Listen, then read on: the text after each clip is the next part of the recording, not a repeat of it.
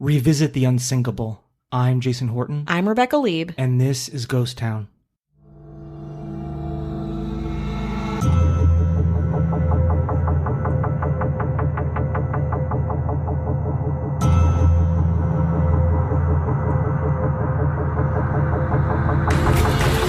In Pigeon Forge, an iceberg wall display at the Titanic Museum. It collapsed Monday night, leaving 3 people injured. In Pigeon Forge, Tennessee, there is a museum and immersive experience called the world's largest Titanic Museum attraction. That's what it's called. And what happened there on August 3rd, 2021? Yes, not long ago.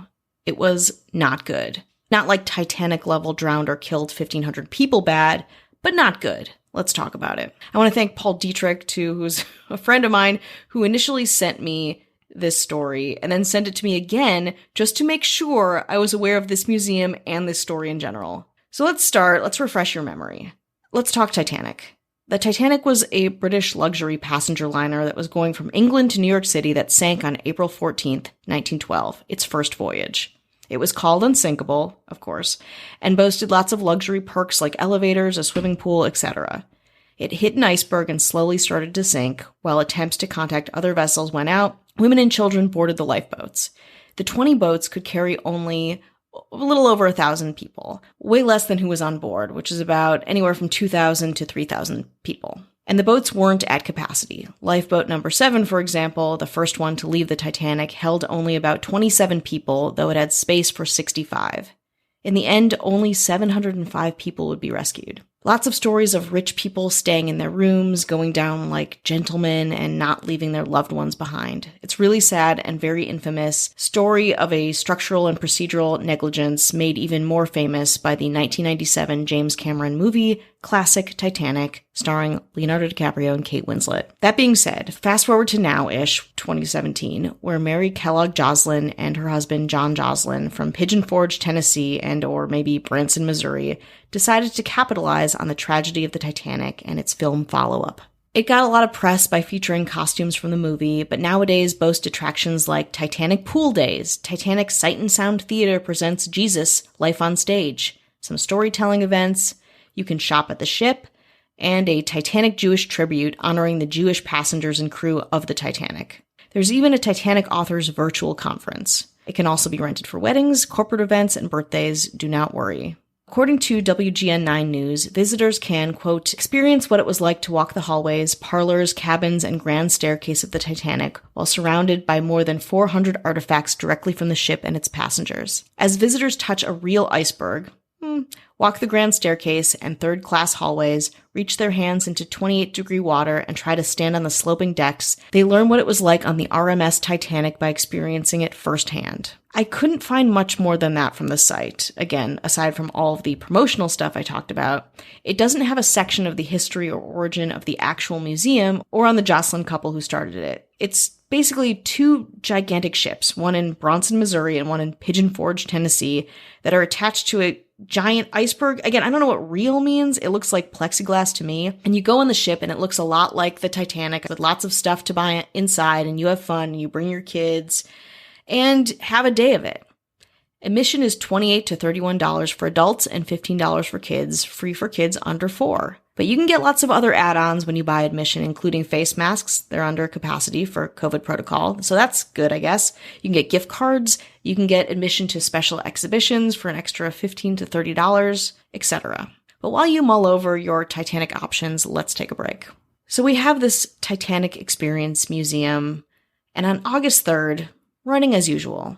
But at the end of the day, the iceberg we talked about, again, controversial, it being real and all, the one that's attached to the ship, the one in Pigeon Forge, collapsed on 3 museum guests, according to the facility's owners. Mary Kellogg Joslin and John Joslin made a statement to the press saying that the 3 people were injured and taken to the hospital. They also said, "Needless to say, we never would have expected an incident like this to occur, as the safety of our guests and team members is always top of mind.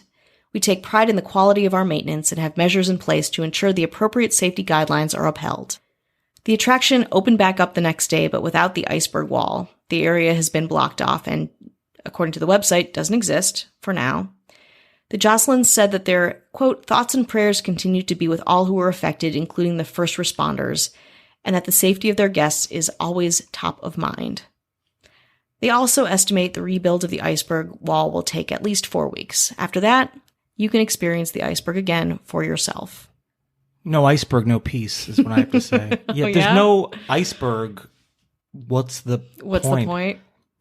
Appreciate this grift or whatever it is they're doing. I mean, like they're trying, they feel like there's a niche to be filled. Yeah, in Pigeon Forge, I mean, jobs or people having a good time. It seems to cover all bases. If you're Jewish, gotcha. Yeah. Jesus, we gotcha. Anyone else? Sure. Buy a mask. That's an add-on. I don't know. So it seems if people are enjoying it, who am I to say? Is it exploitive? Sure. But yes. What isn't? Very much. But it's like you too can experience, like in the Holocaust Museum. And they're very different things, very different events. You don't sit somewhere. You're not put into the experience there from my time, many times in the Holocaust Museum. Here it's touch the water, be in a cramped space.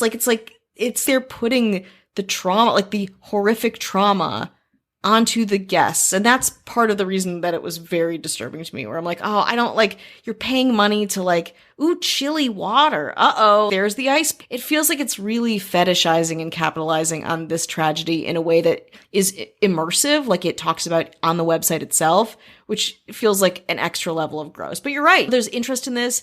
Would I go there? I don't think so. But do I want to see Kate Winslet's dress? Of course I do. And it seems to be more capitalizing on the movie version. I think if the movie never came out, they probably wouldn't. The story kind of helps keep the historic story of the Titanic alive in some way. I've never seen the movie Titanic. You've never seen Titanic? I'm obviously familiar with it. And, oh my God. I love Leonardo DiCaprio, but You love Leo and you've never seen Titanic? Yeah. This is a lot for me. This is a lot more than this Titanic tragedy, honestly.